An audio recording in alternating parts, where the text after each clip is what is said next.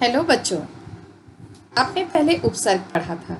उम्मीद है आपको समझ में आ गया होगा। आइए मैं आपको आज प्रत्यय बताती हूँ।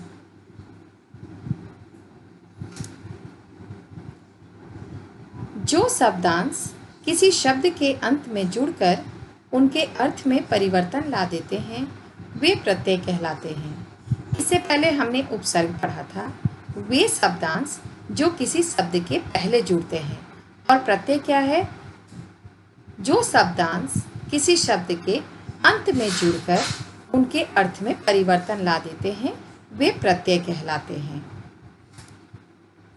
प्रत्यय ऐसे वाक्यांश होते हैं जिसका अपना कोई अर्थ नहीं होता, किंतु मूल शब्दों में जुड़कर उनके अर्थ को प्रभावित करते हैं। प्रत्ययों का स्वतंत्र प्रयोग नहीं होता। मूल शब्द में प्रत्यय शब्द जोड़कर यौगिक शब्द बनाए जाते हैं।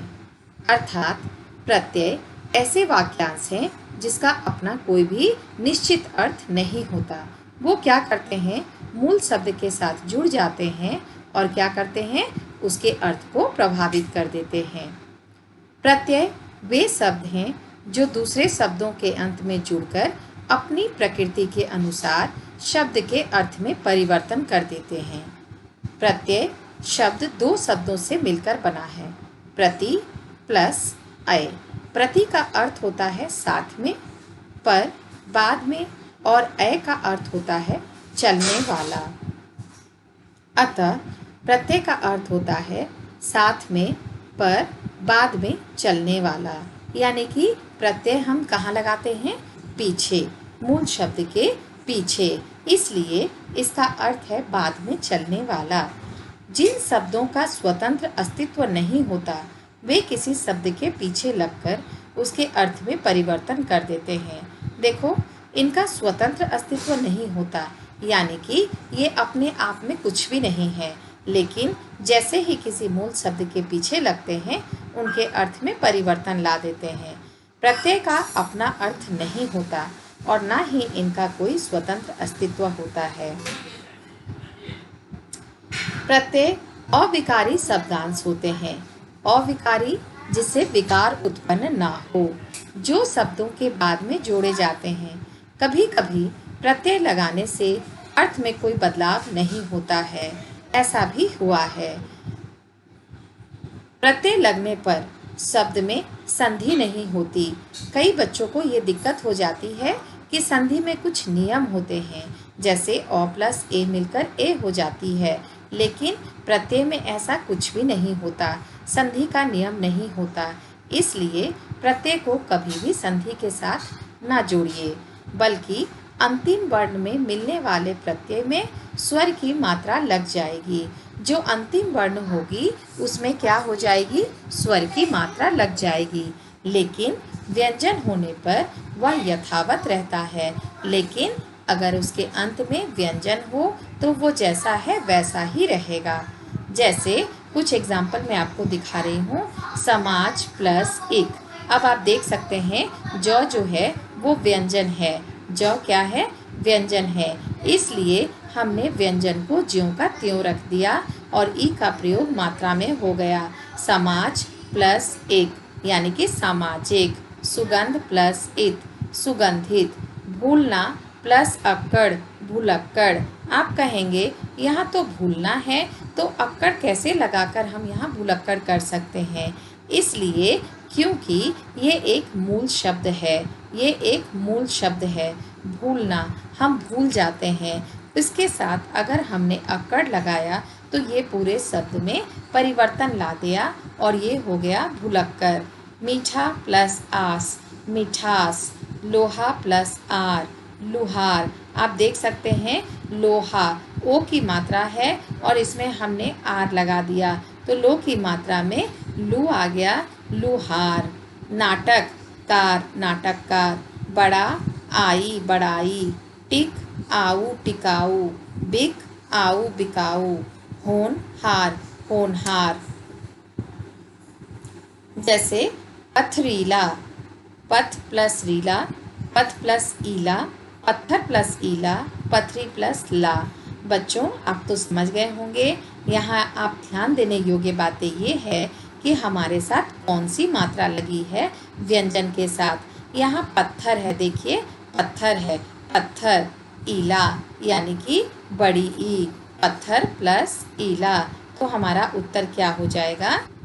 पथरीला। यहाँ आप देखिए पत्थर प्लस ईला, पथरीला। वैसे ही आनंदित, अब आप सोच सकते हैं, यहाँ आप देख सकते हैं छोटी ई है यानी कि आनंद, आनंद प्लस इत। अब हम देखते हैं कहाँ है आनंद इत, ये रहा आनंदित, यानी कि सही उत्तर इसके हैं आनंदित। इसके बाद हम देखते हैं हमारा कौन सा अर्थ, बढ़िया, बढ़िया, ढ के साथ ईया, तो बिल्कुल कंफ्यूज मत करिए। आप देखिए कि वर्ड क्या है, बढ़िया, बड प्लस ईया, बढ़िया, बड प्लस ईया, बढ़िया। शोभित, शोभित, यहाँ पर अगर हम शोभ प्लस इत लिखते हैं तो वो गलत हो जाएगा, क्योंकि शोभ ऐसा कोई शब्द मूल शब्द नहीं होता। अगर हम कहते हैं शोभा यानी कि देखने लायक, सुंदर, शोभा प्लस इत, यहाँ हमने देखा शोभा प्लस इत, इसलिए ये क्या हो गया, शोभित, शोभित, शोभा प्लस इत, शोभित। अपनापन, ये तो बहुत इजी है बच्चों, अपना प्लस पन, अपनापन, अपना प्लस पन, अपनापन। प्रत्यय लगाकर नए शब्द लिखिए। आप देख सकते हैं आर, आर प्रत्यय है, इसका कुछ भी अपना आकार नहीं है, ये शब्दों में सिर्फ परिवर्तन लाने के लिए है। जैसे लोहार, इसका क्या हो जाएगा, लोहा प्लस आर। सुनार, सोना प्लस आर, सोनार। मासिक, मासिक, मास प्लस एक, मासिक। धर्म प्लस एक, धार्मिक। ये आपको ढूंढना है कि मूल शब्द मासिक के क्या हो सकते हैं। इसमें आप संधि की तरह मत जोड़िए। ईला, चमक प्लस ईला, नशा प्लस ईला। कथाकार, कथा प्लस कार, चित्र प्लस कार। आई, चढ़ाई, बुनाई। आवट, लिखावट, मिलावट। आन, थकान, उड़ान। पन, बचपन, अपनापन। इया, लुटिया, लुटिया का क्या होगा, लोटा। पहले भी मैंने आपको बताया था, ये लू में भी ओ का मात्रा लग जाएगा। लोहा प्लस आर, लुहार। सोना प्लस आर, सोनार। ठीक इसी प्रकार लोटा प्लस इया, लुटिया। डिब्बा प्लस इया, डिबिया। वाला, पान वाला, सब्जी वाला।